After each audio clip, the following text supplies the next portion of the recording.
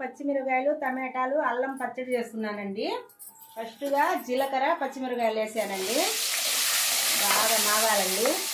ఇదండి పచ్చిమిరపకాయలు వేగిందండి. టమాటా వేస్తున్నానండి,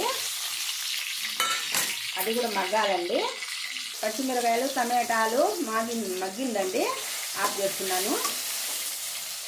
వేస్తున్నానండి రోట్లో.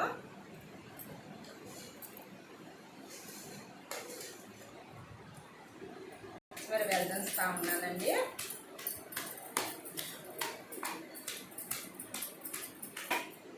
అల్లం వేసానండి.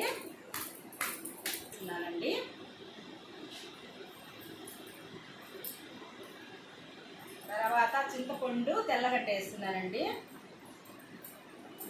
బాగా దంచాలండి. వేస్తున్నానండి. టమాటా వేస్తున్నానండి.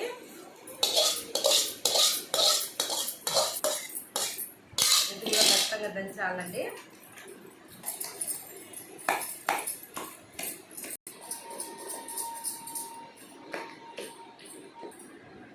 ఇదండి అయిపోయింది. రోటి పచ్చడి అయిపోయిందండి.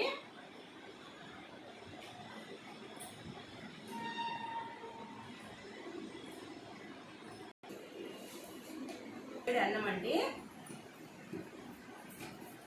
దాంట్లో కాస్త నెయ్యి వేసుకోవాలండి. అల్లం పచ్చడిలో నెయ్యి వేసుకోవాలండి.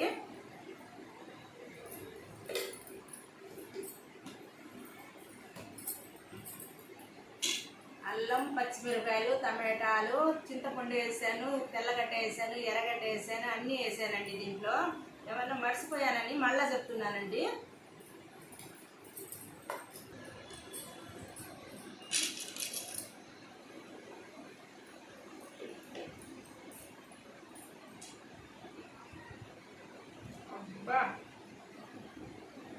భలే రుచిగా ఉందండి. అల్లం పచ్చడి అంటే మా వారికి చాలా ఇష్టం అండి. దానికోసం అల్లం పచ్చడి చేశాను.